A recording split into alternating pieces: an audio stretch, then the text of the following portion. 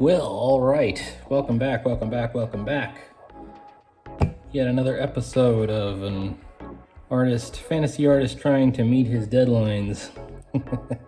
And what's the date? The 26th. All right.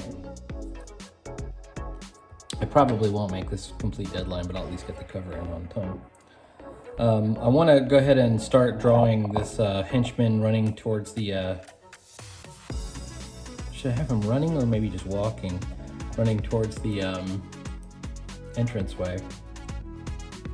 And at this point, we're going to figure out how to put some details on him. I want to give him a helmet. And the helmet will be kind of a cone-shaped helmet with cheek protectors, which I think look like this. You could have a nose guard too.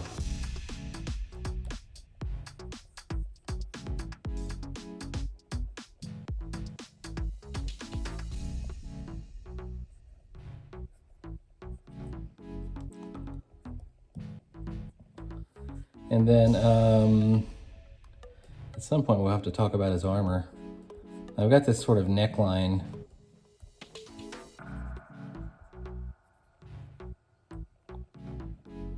Let's redo his nose a little bit.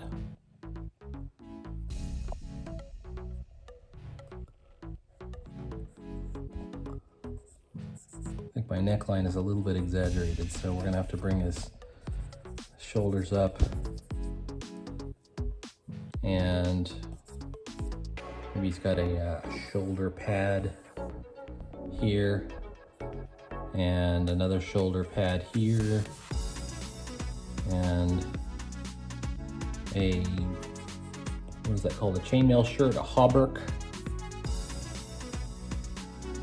I don't like that strap. How about this strap kind of thing?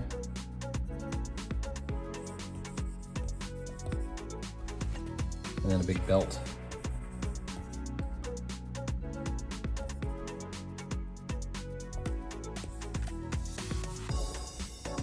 Actually, I kind of like this shape, like a Viking shield, kind of. All right, we've got enough to start on.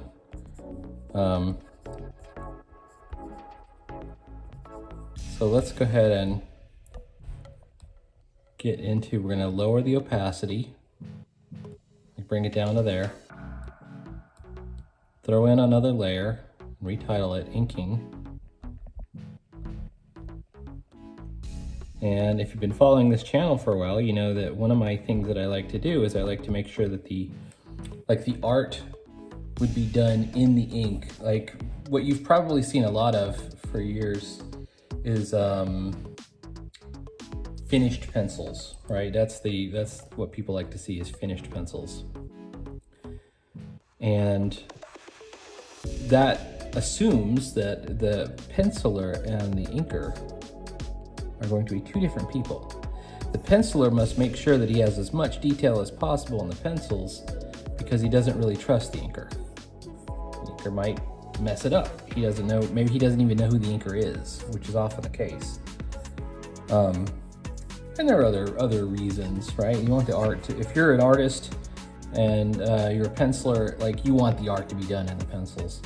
The only problem with that, and this is speaking as a guy who used to pretty much consider himself just a penciler myself.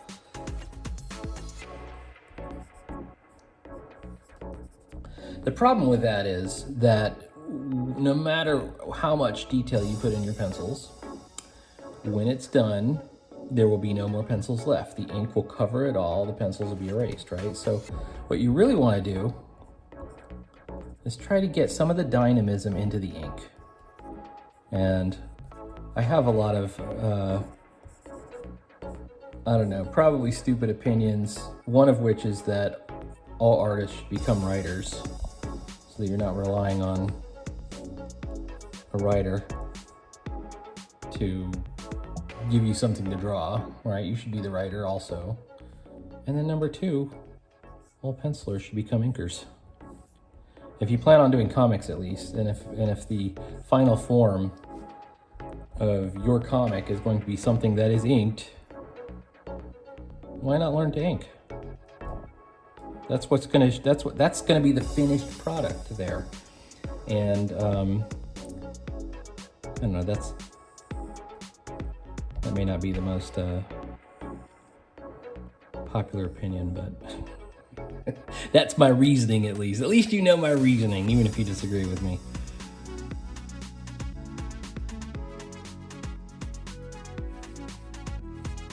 To a degree, I think everyone that if you plan on doing color comics, you should probably learn to color as well, and I'm not a very good colorist, so I admit. Okay, so I'm trying to construct this helmet.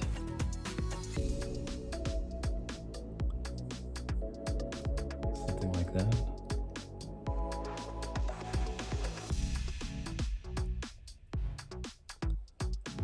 Oh, this is always confusing to me. Little decoration, there we go. Now this little mouth area, there we go.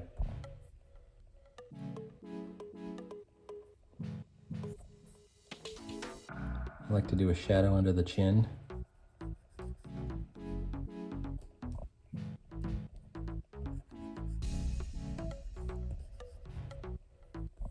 And there we go. So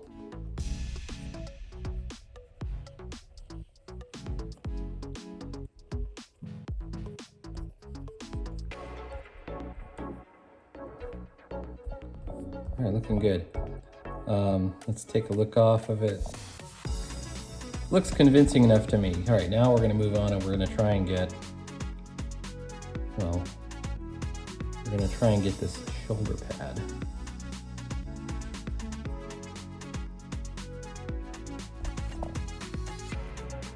If you are a penciler and you don't really feel like learning how to do inking, why not put your pencils out as the comic itself? There are actually ways to do this. You can actually use your pencils as the final form of the comic. Previously, it was not possible to do this. You had to have it inked so it would show up in the, in the printing, because comics had to be quote unquote photo ready artwork. You may have even heard that term, photo ready.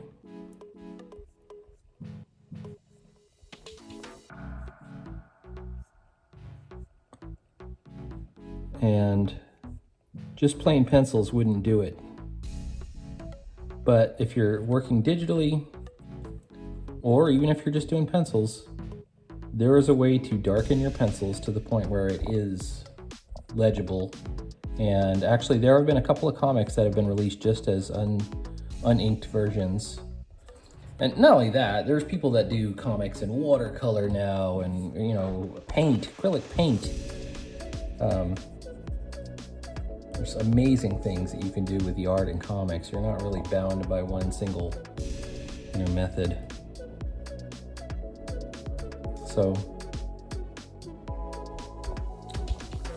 I'm looking at my system here. I'm gonna put some shadows in. Shadows on the underside of each scale.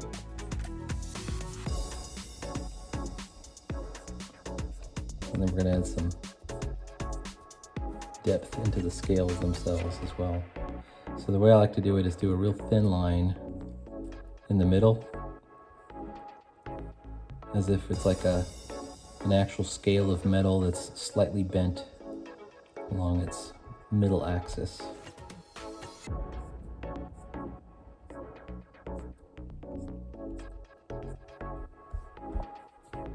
All right. Now, my chain shirt, I had it envisioned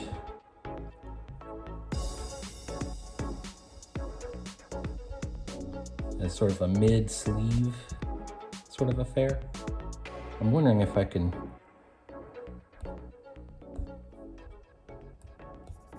let's take this shoulder pad and have it like when the way he's running, it's folded back behind him maybe. We see more of his sleeve here. Yeah. Maybe even we'll see a strap here.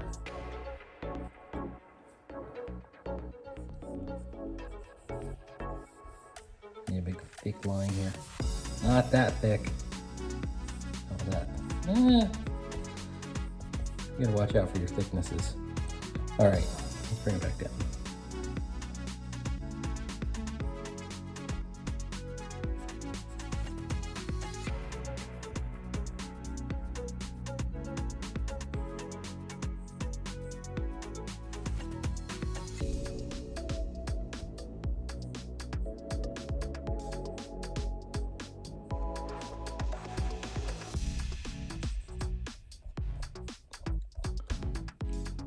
Maybe put a hint of his hair. Maybe he's got long hair.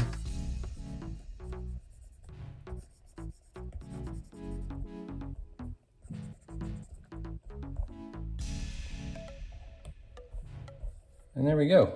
It's our beginning figure. And it's going to come in more and more, you know, the more we draw, the more details we give it. All right, so our next bit is, let's figure out how to do this belt.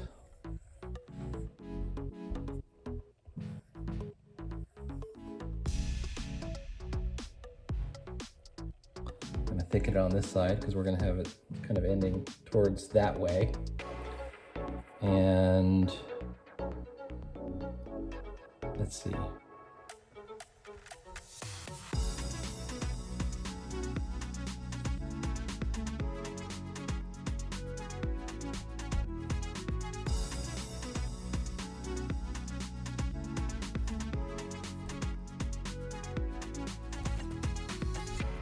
A little bit thicker.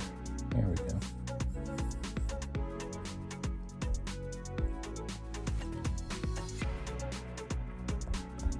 All right, now let's figure out what kind of texture we want to use.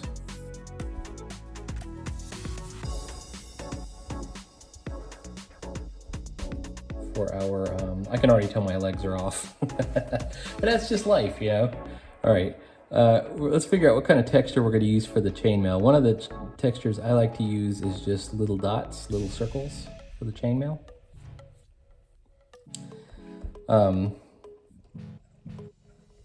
Another one you can use is rose, where it's sort of like, you know, actually that's not too bad.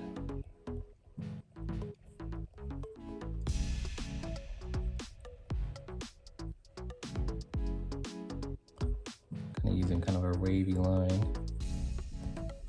I'm looking at it.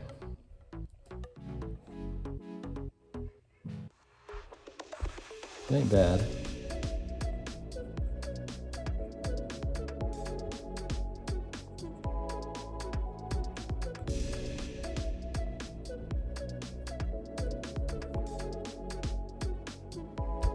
Oof, too big.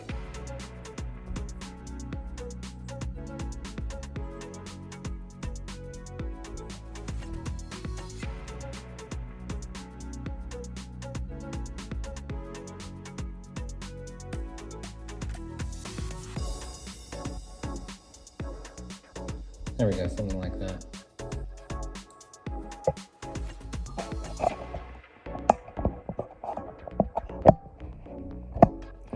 All right.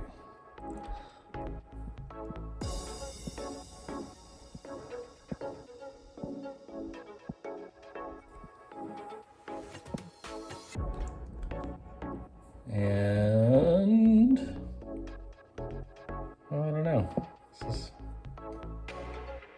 coming out pretty good. I want to use kind of a Celtic looking symbol on his belt, similar to how I use these kind of, these to me are almost like Celtic designs here.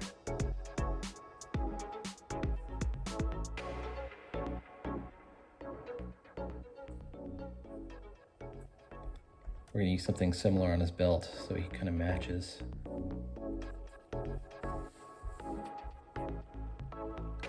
Maybe. Those are just guidelines.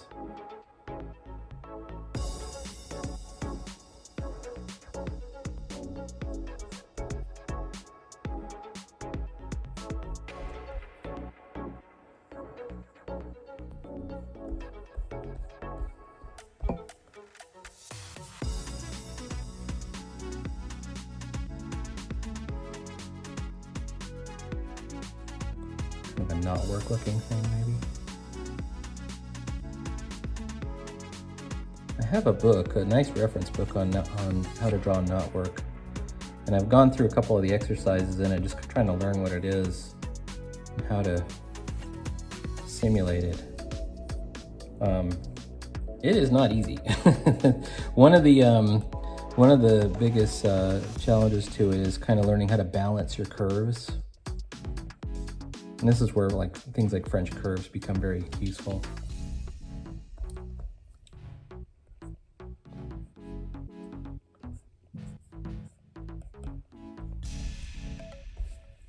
But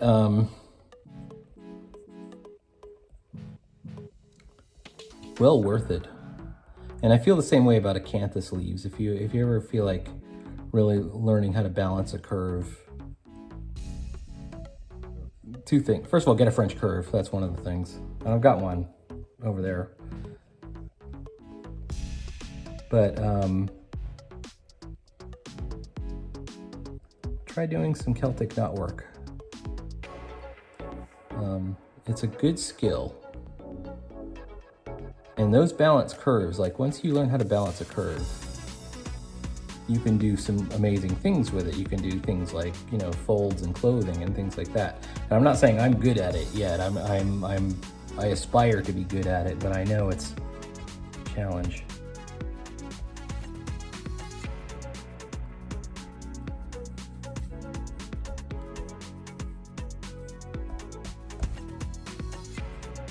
Texture is going to be a lot of work.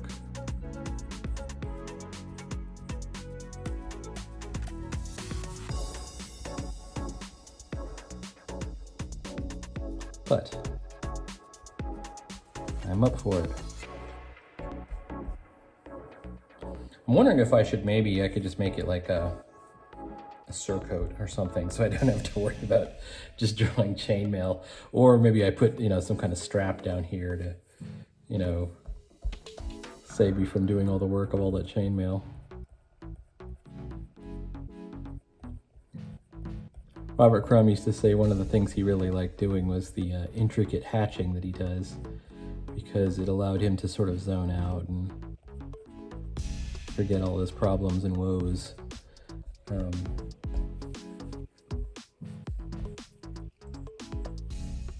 It does require patience. Let's take a look at the full drawing again. All right, I'm definitely gonna have to fix the legs, but that's not a problem. And I'm gonna have to detail this dungeon door and then this smoke over here. I was thinking, since this is like a spot illustration for like a magazine, it's just supposed to, that I would leave the smoke open-ended on this side and use a lot of darkness here, so that maybe if this was used for a half column break or something like that, that it seems like the lettering and stuff would kind of flow into it, sort of. I don't know, we'll see. I'll probably have to redraw that leg. But let's, real quick,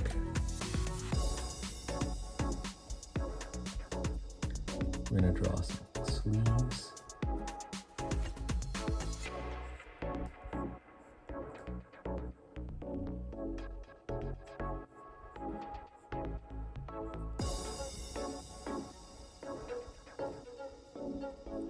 Something like that.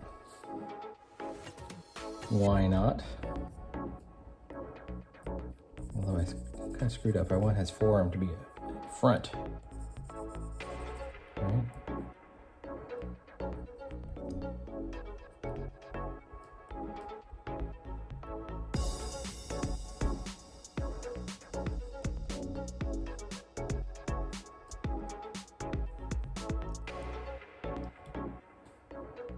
All right, we got a good start here. We're gonna do this arm, and then we're just gonna let this video go, and I will continue to work on this. All right, thumb, I'm looking at my thumb. Thumb down.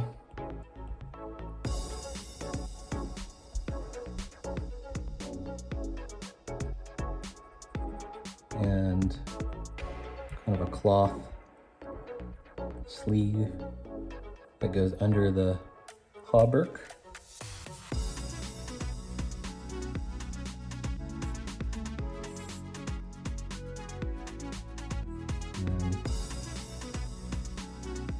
And there we go, right there.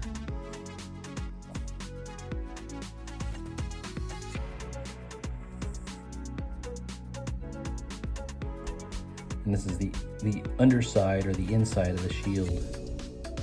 So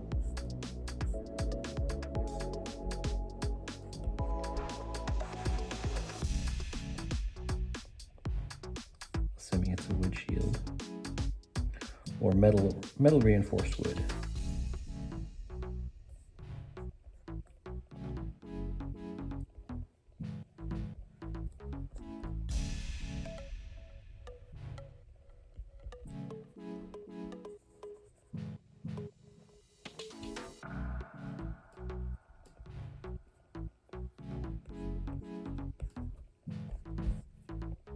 Okay, pull it out and we've got, yeah,